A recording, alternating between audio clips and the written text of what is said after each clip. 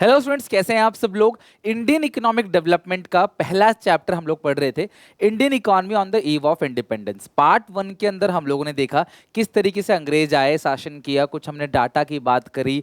हम लोगों ने एग्रीकल्चर सेक्टर देखा कि किस तरीके से एग्रीकल्चर सेक्टर तबाह हुआ। इवन ये भी देखा कि अंग्रेजों के आने से पहले इंडिया के हालात कैसे थे, इंडिया मतलब क्या इकोनॉमी की हमारी सिचुएशन थी। आज हम लोग क्लास पार्ट टू में देखेंगे। हमने एग्रीकल्चर सेक्टर देख लिया था, आज हम बात करेंगे इंडस्ट्रियल सेक्टर की, कि हमारा जो इंडस्ट्रियल सेक्टर है उसको किस तरीके से बर्बाद किया अंग्रेजों ने। इंडस्ट्रीज हमारे पास बहुत ज्यादा इंडस्ट्रीज नहीं थी, हमारे पास हमारी हैंडीक्राफ्ट इंडस्ट्री हमें क्लास बहुत अच्छी थी हमारी, और हम लोग काफ़ी सारा एक्सपोर्ट करते थे अलग अलग कंट्री में अपने हैंडीक्राफ्ट प्रोडक्ट को, और हमारा हैंडीक्राफ्ट वर्ल्ड वाइड काफ़ी पॉपुलर था। लेकिन अंग्रेजों ने क्या किया क्लास, एक टैरिफ पॉलिसी बनाई जिसकी वजह से क्लास हमारी जो हैंडीक्राफ्ट इंडस्ट्री थी वो इन्होंने ख़त्म कर दी। Decline in handicraft industry due to a discriminatory tariff policy. एक ऐसी पॉलिसी जिसकी वजह से हमारा हैंडीक्राफ्ट पूरी तरीके से बर्बाद हो गया, इसको बोलते हैं डिस्क्रिमिनेटरी टैरिफ पॉलिसी। इन्होंने क्या किया क्लास, ये ब्रिटेन है, ये इंडिया है। आप देखना क्लास कि टैरिफ पॉलिसी इन्होंने किस तरीके से हमारा हैंडीक्राफ्ट को बर्बाद किया। इन्होंने बोला कि अगर आप इंडिया से कोई भी फिनिश गुड एक्सपोर्ट करते हो, अगर आप इंडिया से कोई भी फिनिश गुड्स बाहर कंट्री में बेचते हो, तो हम इस पे लेंगे हैवी टैक्स। हम आपसे काफ़ी सारा टैक्स लेंगे अगर आप कोई भी सामान बाहर कंट्री में फिनिश गुड्स अगर आप बेचते हो। लेकिन अगर आप बाहर कंट्री में रॉ मटेरियल बेचते हो तो उस पर कोई टैक्स नहीं। इंडिया के यहाँ सिल्क, कॉटन, जूट जितना भी बन रहा है, अगर आप ये सारी चीज़ें बेचोगे ब्रिटेन को, तो अगर वो 100 रुपए का है तो ब्रिटेन को 100 का ही पड़ेगा। यानी अंग्रेज हमारा सामान चीप रेट पे लेते थे, सरकार कोई टैक्स नहीं लेती थी, ताकि ब्रिटेन में जो हमारा रॉ मटेरियल जाए वो ज़्यादा जाए। हम लोग एक्सपोर्टर बन गए थे रॉ मटेरियल के, क्योंकि उस पर कोई टैक्स नहीं था, तो दबा के बाहर के लोग हमारा सस्ता रॉ मटेरियल खरीद रहे थे, इंक्लूडिंग ब्रिटेन। ओके, लेकिन अगर आप कोई सामान बनाते हो फिनिश गुड्स 1000 रुपए का, तो हम उस पर 300 रुपए टैक्स लेंगे, तो ये सामान अंग्रेजों को कितने का पड़ेगा, 1300 का। एक मुझे बात बताओ, कल तक जो सामान 1000 का था अगर वो आज 1300 का हो जाए, तो क्या अंग्रेज हमसे सामान खरीदेंगे? क्या ब्रिटेन हमारी कंट्री का फिनिश गुड्स खरीदेगा, जो हैंडीक्राफ्ट प्रोडक्ट था, जो भी हाथ से मैंने आपको दिखाया था पिछली क्लास में इमेजेस की, कौन कौन से हैंडीक्राफ्ट प्रोडक्ट होते हैं, क्या इंडिया से क्लास ब्रिटेन वो बिक पाएगा? क्योंकि सरकार कहती है भाई 300 रुपये हम रखेंगे, सामान का प्राइस था 1000, सरकार 300 रखेगी, सामान कितने का बिकेगा, 1300 रुपए का। 300 रुपए का एक्सपोर्ट ड्यूटी लग गया, एक्स्ट्रा टैक्स लग गया, जिसकी वजह से अंग्रेजों ने फिनिश गुड्स लेना बंद कर दिया। पहला नुकसान तो ये हुआ कि इन लोगों का, इंडिया का, जो इंडिया के क्राफ्ट्समैन थे, उनका फिनिश गुड्स बाहर बिक ही नहीं रहा था क्योंकि वो बहुत महंगा हो गया। तो इन्होंने सोचा देश के अंदर कुछ बना बना के बेचने की कोशिश करेंगे, तो वहां पे भी फेल हो गए। क्यों? क्योंकि ब्रिटेन से, ध्यान समझना, इंडिया से अगर कोई फिनिश गुड्स जाएगा उस पर हैवी टैक्स, लेकिन अगर ब्रिटेन से कोई भी फिनिश गुड्स इंडिया में आता है तो उस पे नो टैक्स। सरकार ने बोला ब्रिटेन से अगर इंडिया में कोई भी फिनिश गुड्स आएगा 100 का, तो वो 100 का ही बिकेगा, ताकि इंडियन लोगों को ब्रिटेन का सामान सस्ता पड़े और वो इंडियन जो कंज्यूमर्स है वो इंडिया का प्रोडक्ट ना खरीद के ब्रिटेन का प्रोडक्ट खरीदे। मशीन मेड प्रोडक्ट, इनके पास थी मशीन, ये मशीन से सामान बना रहे थे। मशीन मेड प्रोडक्ट ने इंडिया के हैंडमेड प्रोडक्ट को टफ कंपटीशन दिया, और यहीं से क्लास शुरुआत हुई ब्रिटिश वेस्टर्न कल्चर की। तो हमारे पास धीरे धीरे क्लास हम लोग अपना पहनावा, वेशभूषा, धीरे धीरे सब चेंज होने लगा एक तरीके से। जब बाहर से कपड़ा आने लगा, सस्ता आने लगा, तो हम लोग बाहर की चीज़ें खरीदने लगे। इंडियन हैंडीक्राफ्ट्स का धंधा बिल्कुल बंद हो गया, वो बुरी तरीके से अनएम्प्लॉयड हो गए, क्योंकि उनका माल ना तो इंडिया में बिक रहा था और ना बाहर बिक रहा था। तो यार देखो, ब्रिटेन का सामान इंडिया में आ रहा है, सरकार कह रही है कोई टैक्स नहीं, ताकि इंडिया के लोगों को सस्ता मिले सामान और ज़्यादा सामान खरीदें। और इंडियन हैंडीक्राफ्ट का धंधा बंद हो गया, बेचारे फार्मर खेतीबाड़ी कर रहे हैं, कुछ बेरोजगार है, कुछ कोई काम नहीं कर रहे। This is called discriminatory tariff policy. यार अगर यहाँ से फिनिश गुड्स भेजते हो तो हैवी टैक्स, वहाँ से फिनिश गुड्स आता है तो नो टैक्स। सरकार ने कहा कि अगर इस फिनिश गुड्स पर टैक्स लगाएंगे देश के लोग खरीदेंगे नहीं, इनका माल कैसे बिकेगा। तो सरकार ने क्लास ये पॉलिसी भी ब्रिटेन के फायदे के लिए सोचा। इंडिया में सरकार थी, ब्रिटिश गवर्नमेंट, वो ब्रिटिश के बारे में सोच रही थी। ये कॉलोनियल सेटअप था, इंडिया को पूरी तरीके से बर्बाद किया गया। तो जब एडवर्स इफेक्ट क्या पड़ा क्लास, इसका एडवर्स इफेक्ट क्या पड़ा, हाई लेवल ऑफ अनएम्प्लॉयमेंट, बेरोजगारी बढ़ने लगी बहुत ज्यादा, और डिपेंडेंस ऑन फॉरेन गुड्स, हम लोग कहीं ना कहीं फॉरेन गुड्स पे डिपेंड होने लगा और वेस्टर्न कल्चर की शुरुआत होने लगी। तो पहला तो इन्होंने इस तरीके से हमारी इंडस्ट्रीज को खत्म किया। Next point, lack of capital good industry. अब हमारी कंट्री के अंदर कैपिटल गुड्स की इंडस्ट्री बहुत कम थी, मशीनों की जो इंडस्ट्री थी ना वो बहुत कम थी, थोड़ी बहुत मशीन की इंडस्ट्री थी। मतलब मशीन जब नहीं रहेगा तो भैया प्रोडक्शन कैसे करोगे, प्रोडक्शन करने के लिए मशीन की जरूरत है, हमारे यहाँ मशीन की कोई इंडस्ट्री नहीं थी। लो कंट्रीब्यूशन टू जीडीपी, देश की जो जीडीपी होती है, देश की जितनी भी जीडीपी है इसमें अलग अलग सेक्टर का कंट्रीब्यूशन रहता है, कुछ प्राइमरी सेक्टर का, कुछ सेकेंडरी सेक्टर का, कुछ टर्चरी सेक्टर का। लेकिन जो सेकेंडरी सेक्टर है यानी कि जो हमारा इंडस्ट्रियल सेक्टर है इसका कंट्रीब्यूशन बहुत ही कम था, यानी कि मेजर कंट्रीब्यूशन जो आ रहा था वो आ रहा था एग्रीकल्चर से। सेकेंडरी सेक्टर में इंडस्ट्री है ही नहीं, बहुत थोड़ी सी इंडस्ट्री है। तो यार जब थोड़ी सी इंडस्ट्री है तो थोड़ी सी इंडस्ट्री का जो आउटपुट निकल कर आएगा वो थोड़ा सा ही तो रहेगा। तो जीडीपी में कंट्रीब्यूशन क्लास उसका बिल्कुल ना के बराबर था। और limited role in public sector, सरकार का ध्यान किधर की तरफ था, सरकार का ध्यान किधर था, पब्लिक सेक्टर जो है सरकारी कंपनीज वो फोकस कर रही थी रेलवे पे, पावर पे, कम्युनिकेशन पे। उन्होंने एजुकेशन, हेल्थ, एग्रीकल्चर इसको डेवलप करने के लिए, इंडस्ट्रियल सेक्टर को डेवलप करने के लिए इन्होंने कोई काम नहीं करा। इन्होंने बस थोड़ा बहुत इंफ्रास्ट्रक्चर डेवलप करा, वो भी अपने फायदे के चक्कर में, रेलवे बनाया सामान इजीली यहाँ से ले जा सकें। इसके अलावा क्लास इन्होंने खास कोई भी एक्टिविटी, कोई भी क्लास खास काम इन्होंने नहीं करा। तीसरा है foreign trade, third is foreign trade. अगर मैं फॉरेन ट्रेड की बात करूं तो जो ट्रेड है, फॉरेन ट्रेड है, वो किस तरीके से क्लास फॉरेन ट्रेड पे इसका इंपैक्ट आया, इन्होंने हमारा जो फॉरेन ट्रेड है वो किस तरह से खराब किया। इन्होंने हमें बना दिया exporter of primary products, raw material. India सिर्फ कच्चा माल बाहर बेच रहा था सरकार की ऐसी पॉलिसीज के अकॉर्डिंग, और बाहर से हम लोग इंपोर्ट क्या कर रहे थे, फिनिश गुड्स। यानी कि हमारे यहाँ कारखाने नहीं लगाए इन्होंने, हमारा रॉ मटेरियल अपने देश में ले गए, वहां से फिनिश गुड्स बना के इंडिया को वापस भेज दिया। क्यों इतना झोल किया भैया, देश के अंदर कारखाना लगा देते, यहीं पे बनता यहीं बिकता नहीं, क्योंकि इन्होंने तो अपने देश के लोगों को रोजगार देना था, इंडस्ट्री अपने यहाँ डेवलप करनी थी ना, इंडिया में थोड़ी करनी थी। जिसकी वजह से क्लास हमें लगभग 200 साल पीछे धकेल दिए इन्होंने, हम बन गए थे एक्सपोर्टर ऑफ रॉ मटेरियल और importer of finish goods. Monopoly control of India foreign trade, India का लगभग 50% ट्रेड अकेला हो रहा था ब्रिटेन के साथ, बाकी जो था वो श्रीलंका के साथ हो रहा था, ठीक है, पर्शिया के साथ हो रहा था और चाइना के साथ हो रहा था, ठीक है। बाकी जो चीजें क्लास श्रीलंका, पर्शिया, श्रीलंका का पुराना नाम क्या, सिलोन था, श्रीलंका का पुराना नाम क्या था क्लास, सिलोन, ठीक है, श्रीलंका का पुराना नाम तो क्या क्या था क्लास, सिलोन, राइट।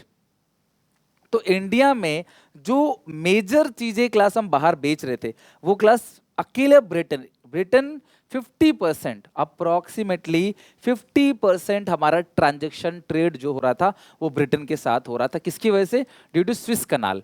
अब हुआ क्या, इजिप्ट की सरकार ने स्विस कनाल बनाया 1859 से लेकर 1869, 10 साल लगे इसको पूरा होने में। इजिप्ट की सरकार ने जो स्विस कनाल बनाया, इन ब्रिटेन के लोगों को यानी कि अंग्रेजों को इसका काफी फायदा मिला, जिसकी वजह से क्लास इंडिया का 50% ट्रेड अकेला जो हो रहा था वो ब्रिटेन को हो रहा था। कैसे, तो देखो क्लास यहाँ पे आपको दिखाता हूँ, ये एक वर्ल्ड मैप है, यहाँ से आपको दिखाने की कोशिश करता हूँ स्विस कनाल का। ये है पूरा क्लास अफ्रीका कॉन्टिनेंट, और ये है अपना एशिया, ये है इधर क्लास यूरोप हो गया, राइट। तो ये देखो क्लास मुंबई, ये पोर्ट, यहाँ पे बंदरगाह बने हुए थे, पोर्ट बने हुए थे, ठीक है।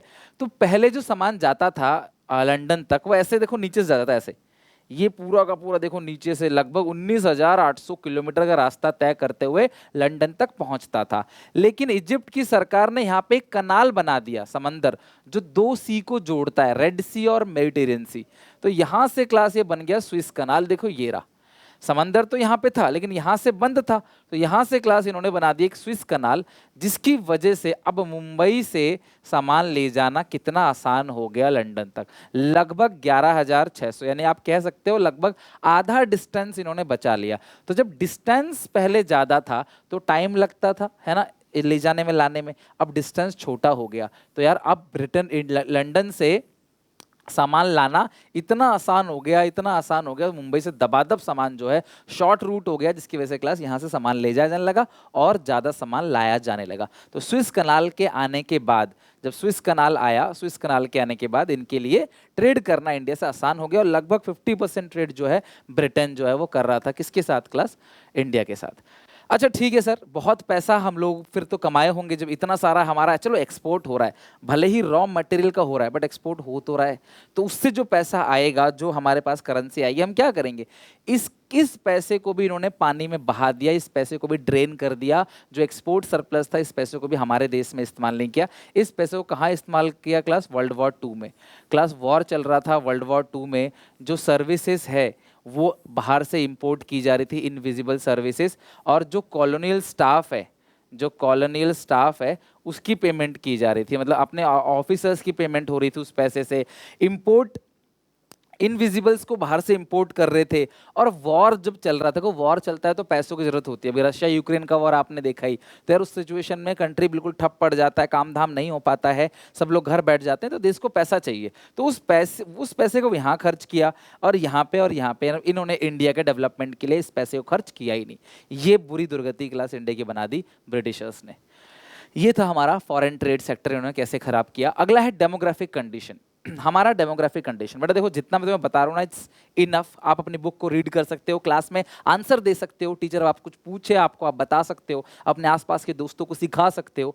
बहुत आपको मन से मैं चीज़ें बना के बता रहा हूँ। आई होप क्लास ये काफ़ी आपको हेल्प करेंगे, राइट। नेक्स्ट है डेमोग्राफिक कंडीशन। डेमोग्राफिक कंडीशन भी हमारा बहुत खराब था। 1921 1921, ध्यान समझना, 1921 से पहले इंडिया की जो पॉपुलेशन कभी बढ़ती थी, कभी थोड़ी घटती थी, कभी बढ़ती थी, कभी घटती थी, लेकिन 1921 के बाद आज तक इंडिया की पॉपुलेशन कभी घटी नहीं है क्लास। इसीलिए 1920 को बोलते हैं, 1921 को बोलते हैं year of great divide. After 1921 India कौन से डेमोग्राफिक ट्रांजिशन में एंटर कर गया? सेकेंड। एमसीक्यू में पूछ लिया जाता है, इट्स वेरी इंपॉर्टेंट, ध्यान रखना। 1921 के बाद इंडिया कौन से डेमोग्राफिक ट्रांजिशन में एंटर कर गया? सेकेंड डेमोग्राफिक ट्रांजिशन कौन सा होता है? तो सर फर्स्ट क्या होता है? फर्स्ट में बर्थ रेट डेथ रेट दोनों हाई होता है, first demographic transition. Second demographic transition जिसमें डेथ धीरे धीरे कम हो जाती है, मेडिकल फैसिलिटी कंट्री के अंदर आने लग जाती है, डेथ्स कम हो जाती हैं, और क्लास पॉपुलेशन तो बढ़ती रहती है। तो पॉपुलेशन अगर बढ़ेगी, मृत्यु कम होगी, तो नेट इफेक्ट क्या होगा? पैदा ज़्यादा हो रहे हैं, डेथ कम हो रही है, तो जो नेट पॉपुलेशन है वो क्या मिलेगी आपको? ज़्यादा मिलेगी। तो ये हो गया आपका डेमोग्राफिक कंडीशन। तो सबसे पहला क्या था क्लास? डेमोग्राफिक कंडीशन मतलब समझ गए, 1921 समझ गए आप लोग, ठीक है। अब इसके बाद देखते हैं, ये मैंने बता दिया क्लास आपको, 1921 के बाद पॉपुलेशन जो बढ़ती रही। अच्छा एक चीज और, जो सेंसस है फर्स्ट ऑफिशियल सेंसस, सेंसस क्या करता है? पॉपुलेशन का डाटा कलेक्ट करता है हर 10-10 साल में। तो पहला ऑफिशियल सेंसस कब था क्लास? 1881, और जो लास्ट था वो 2011 था। 2021 का सेंसस ड्यू टू कोविड अभी आया नहीं है, तो वो मे बी क्लास जल्दी से पब्लिश हो जाए, मे बी 2024 तक शायद पब्लिश हो सकता है, क्योंकि आपको पता है कि पूरा पैंडेमिक था तो डेटा कलेक्ट नहीं हो पाया, तो जब भी आएगा। बट फिलहाल जो है आप ध्यान रखना कि जो डेटा है वो हर 10-10 साल में रिकॉर्ड किया जाता है सेंसस में, और जो पहला सेंसस था वो 1881 का था, ठीक है। 1881 आपको पूछा जा सकता कहीं। ईयर ऑफ ग्रेट डिवाइड क्या था? 1921। नेक्स्ट है, the following point shows the demographic condition of India. ये डेमोग्राफिक कंडीशन को शो करता है, और on the eve of independence क्या क्या? सबसे पहला, high birth rate and death rate. हमारी कंट्री में बर्थ रेट बहुत हाई था, डेथ रेट जो था वो धीरे धीरे वो भी हाई था। वो तो 1921 के बाद एंटर हुआ है ना डेमोग्राफिक ट्रांजिशन टू के अंदर, बट नॉर्मली क्लास हमारा डेथ रेट बर्थ रेट दोनों हाई था। इस पर्टिकुलर टॉपिक में तुम्हें क्या याद रखना है कि बर्थ रेट किसको कहते हैं?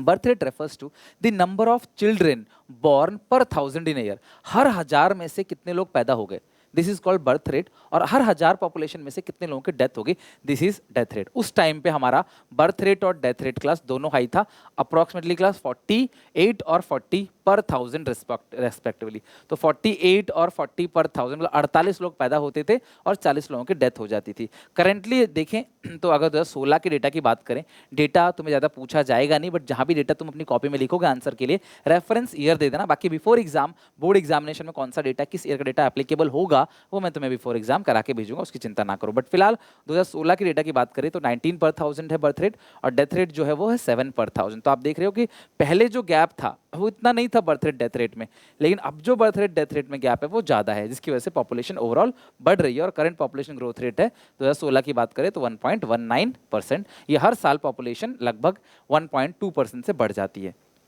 लिटरेसी रेट कितने लोग पढ़े लिखे हैं, this is called literacy rate. तो literacy rate was less than 16%, सिर्फ 16% लिटरेसी रेट था। 100 में से सिर्फ 16 लोग पढ़े लिखे थे, जिसमें से महिलाओं का तो और कम था। महिलाओं के साथ कितना भेदभाव होता था वो शुरू से ही होता था, अभी कम है लेकिन पहले बहुत होता था, जिसकी वजह से महिलाओं का लिटरेसी रेट ओनली 7% था। तो महिलाएं ज़्यादा पढ़ी लिखी थी नहीं। करंट लिटरेसी रेट 74 है, जिसमें से मेल की है 82.14 और फीमेल की देखो काफ़ी हद तक बढ़ गई है। पहले कंपेरिजन में गैप कम हो रहा है और धीरे धीरे गैप खत्म भी हो जाएगा, ये पुराना डेटा है, राइट। लो लाइफ एक्सपेक्टेंसी, लाइफ एक्सपेक्टेंसी का मतलब क्या, ऑन एन एवरेज इंसान कितने साल जिंदा रहेगा, ठीक है। तो यहाँ पे कोई मेडिकल फैसिलिटी ना होने की वजह से पहले लाइफ एक्सपेक्टेंसी बहुत कम थी, जस्ट 32 ईयर्स। सोचो इतना कम, सिर्फ 32 ईयर्स की लाइफ एक्सपेक्टेंसी थी पहले, लेकिन क्लास अभी ये बढ़ के क्लास कितना हो गया, 69 years, approximately 69 years. High infant mortality rate, infant वो होते हैं जो 1 साल से छोटे बच्चे रहते हैं। तो इन्फेंट जो छोटे छोटे बच्चे थे विद इन 1 ईयर, उनकी डेथ हो जाती थी काफ़ी सारे बच्चों की। क्यों? प्रॉपर टीकाकरण नहीं होता था, इम्यूनाइजेशन नहीं था, प्रॉपर टेक केयर नहीं था, सिजेरियन सिस्टम नहीं था, घर में ही बच्चे पैदा हो, दाई माँ वगैरह होती थी बच्चों को पैदा करती थी, तो कई बार रिस्क हो जाता था और बच्चों को डेथ हो जाती थी। तो 1 साल के, यानी कि it refers to number of death of children before attaining the age of 1 year. 1 साल से पहले पहले लगभग 1000 में से, जान के शॉक हो जाओगे आप, लगभग 218 बच्चों की डेथ हो जाती थी। 218 मदर्स की भी डेथ हो जाती है, बहुत सारे बच्चे पैदा करते हैं। आजकल मेडिकल टेक्नोलॉजी है, सीधे मेडिकल में जाते हैं लोग, लेकिन पहले इतनी मेडिकल टेक्नोलॉजी थी नहीं, जिसकी वजह से टीकाकरण प्रॉपर नहीं होता था, बच्चे को कुपोषण का शिकार हो गया है, फिर कोई बीमारी लग गई, जिसकी वजह से लगभग 1000 में से 218 बच्चों की 1 साल से पहले पहले मृत्यु हो जाती थी। छोटे बच्चों को बहुत केयर करना पड़ता है, तो वो उतनी केयर नहीं हो पाती थी पहले, राइट। ये है क्लास हमारा डेमोग्राफिक। अब है ऑक्यूपेशन स्ट्रक्चर। अब लोग कहाँ कहाँ पे काम करते हैं अर्निंग पर्पस से। तो आपको पता है 3 तरह के सेक्टर्स होते हैं, एग्रीकल्चर प्राइमरी, सेकेंडरी की बात करें तो मैन्युफैक्चरिंग सेक्टर, टर्चरी सेक्टर मतलब सर्विस सेक्टर। तो अगर आप देखोगे तो ज़्यादातर लोग कहाँ पे डिपेंड थे, एग्रीकल्चर पे, और लगभग आप कह सकते हो 75 से लेकर 25%, तो 25% जनता जो है वो सेकेंडरी और टर्चरी सेक्टर में डिपेंड थी, और लगभग 75% जनता जो है वो प्राइमरी सेक्टर में। तो ज़्यादातर लोग खेती बाड़ी ही करते थे, और इंडस्ट्रियल सेक्टर और सर्विस सेक्टर, ये सर्विस सेक्टर जहाँ तक हमारे पास अनाज पहुँचता है, banking, shipping, transportation, communication, education, health, IT, तो ये सब सर्विस सेक्टर में थोड़े से लोग काम कर रहे थे, और प्राइमरी सेक्टर में सबसे ज़्यादा लोग काम कर रहे थे। तो अगर हम देखें इसका विश्लेषण क्या है, पूरा डिटेल देखें, तो डिपेंडेंसी ऑन एग्रीकल्चर, मेजर लोग कहाँ डिपेंड थे क्लास, एग्रीकल्चर। लगभग 75% लोग जो है वो खेती बाड़ी में इंगेज थे क्लास इन एग्रीकल्चर, और रेस्ट जो 25% थे वो सर्विस सेक्टर और मैन्युफैक्चरिंग में इंगेज थे। अब जिसकी वजह से अनबैलेंस ग्रोथ है यार, तीनों सेक्टर बराबर ग्रोथ करना चाहिए। क्यों? अनाज तो उग रहा है, लेकिन अगर उसको प्रोसेस नहीं किया जाएगा, फैक्ट्री में प्रोसेस नहीं होगा, तो चीजें कैसे बनेंगी, कारखानों में प्रोसेस किया जाता है तब जाके हमारे पास तक पहुंचाया जाता है। तो अनबैलेंस ग्रोथ था, तीनों सेक्टर इक्वली डेवलप नहीं था, जिसकी वजह से क्लास ज्यादातर लोग एग्रीकल्चर पे डिपेंड थे। तीसरा, रीजनल वेरिएशन। कुछ state like Tamil Nadu, Andhra Pradesh, Kerala, Karnataka, Maharashtra and West Bengal, इन लोगों ने क्या किया, अपनी जनता को धीरे धीरे एग्रीकल्चर से हटा के इंडस्ट्रियल और सर्विस सेक्टर की तरफ शिफ्ट करना चालू कर दिया। देखो सरकारी पॉलिसी बनाएगी तभी तो लोग शिफ्ट करेंगे। और लेकिन क्लास जो बाकी स्टेट्स थे, उड़ीसा, राजस्थान, पंजाब और रिमेन्स, आज भी क्लास ये लोग ज़्यादातर खेती बाड़ी में काम करते हैं। तो इस कंट्री ने ज़्यादा शिफ्ट नहीं किया लोगों को एग्रीकल्चर से इंडस्ट्रियल और सर्विस सेक्टर में, बाकी इन स्टेट्स ने, और इन स्टेट्स ने काफ़ी शिफ्ट किया एग्रीकल्चर से लेकर इंडस्ट्रियल सेक्टर और सर्विस सेक्टर तक, राइट। तो हमने सारे की सारी चीज़ देख लिया। हमारा एक ही टॉपिक रह गया, विच इज इंफ्रास्ट्रक्चर, और अगली क्लास के अंदर इंफ्रास्ट्रक्चर पढ़ लेंगे और इस चैप्टर को पूरी तरीके से खत्म कर देंगे। तुम ये ठान लो किसी भी कीमत पे चैप्टर 1 इंडियन इकोनॉमी का खत्म करना है मेरे साथ साथ। तो सब कुछ याद करके आना, अगली क्लास में हम लोग काफ़ी मतलब कि चीज़ें रिवीजन भी करेंगे और इस चैप्टर को पूरी तरीके से खत्म कर देंगे। तो आई होप क्लास वीडियो अच्छी लगेगी, काफ़ी कुछ समझ आया होगा। अगर अच्छा लगा आपको तो कॉमेंट करके मुझे बताना कैसी लगी video. Till then take care, bye bye, मिलते हैं नेक्स्ट वीडियो में, ओके।